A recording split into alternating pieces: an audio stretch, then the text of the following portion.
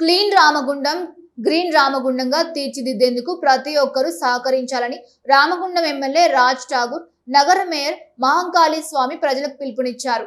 పెద్దపల్లి జిల్లా రామగుండం నగరపాలక సంస్థ పరిధిలోని 23వ డివిజన్ మాతంగి కాలనీలో కార్పొరేట్ సునీత రాజిరెడ్డిలతో కలిసి పర్యటించారు.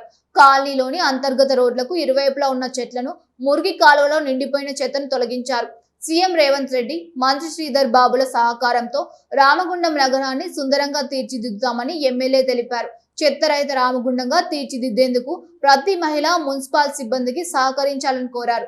చెత్తను నేరుగా మున్సిపల్ ట్రాలీలకు అందించాలని ప్రజలకు పిలుపునిచ్చారు. ఎన్టీపీసీ నుండి రావాల్సిన సిఎస్ఆర్ నిధుల ద్వారా మాతంగి కాలనీని అన్ని విధాలుగా అభివృద్ధి చేస్తామని తెలిపారు.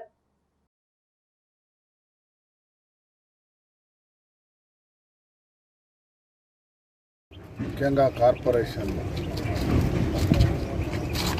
ఈరోజు వాడవాడకెళ్తూ ఆ ప్రాంతాల్లో ఉన్న సమస్యలన్నీ కూడా తెలుసుకొని రోడ్లు, డ్రైనేజ్ వ్యవస్థ, కరెంటు వ్యవస్థ, మంచినీటి వ్యవస్థ ఏర్పాటు చేసే భాగంగా ప్రభుత్వ సంక్షేమాలు కూడా ఎవరికి అందుతున్నాయి లేదు అనేటువంటి అంశాన్ని తెలుసుకుంటూ ఈరోజు కార్యాచరణ కొనసాగిస్తా ఉన్నాం. ఈ ప్రాంతాల్లో మీ అందరికీ సుపరిచితులకి అందరికీ తెలుసు గోదావరి కెనాల్. ఇటు ఎస్ఏ నుంచి ఎన్టీపీసీ పోవడానికి లైట్లు కూడా లేనటువంటి పరిస్థితి. అనేక మంది యాక్సిడెంట్లు అయి చనిపోయారు. గొడ్లను గుద్దుకోనో, ట్రాక్టర్లను గుద్దుకోనో కనబడక అనేక మంది మృత్యువాత పడ్డారు. తర్వాత కాలంలో ఈ ఖాళీలను ఎలక్షన్లప్పుడు తప్ప ఎవరిని పట్టించుకుని నాగం లేకుండా మేము ఎలక్షన్ల ముందు తిరిగినాం, ఎలక్షన్ తర్వాత తిరిగినాం.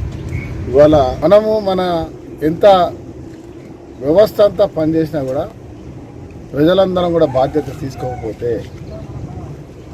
అక్కడ ఉన్నటువంటి కాలనీకి సంబంధించిన పెద్ద మనుషులు, మహిళలు, అక్కడున్న అధికారులు నిరంతరం పరిశీలిస్తూ దీనిని ఏదైనా ఇబ్బంది చేయాల్సిన పెద్ద ఇబ్బంది అయితే మున్సిపాలిటీకి తెలియజేస్తూ, లేదా మీరు చేసుకునే పని మీరు చేస్తూ శుభ్రంగా పాటించాల్సిన అవసరం ఉందనే విషయాన్ని మీ అందరినీ విన్నవించుకుంటాం. అద్భుతమైన నగరంగా ఇవాళ కరీంనగర్, వరంగల్ నీట్గా రామగుండాన్ని నిర్మించాలి. అన్ని రకాల మౌలిక వసతులు ఉండాలి.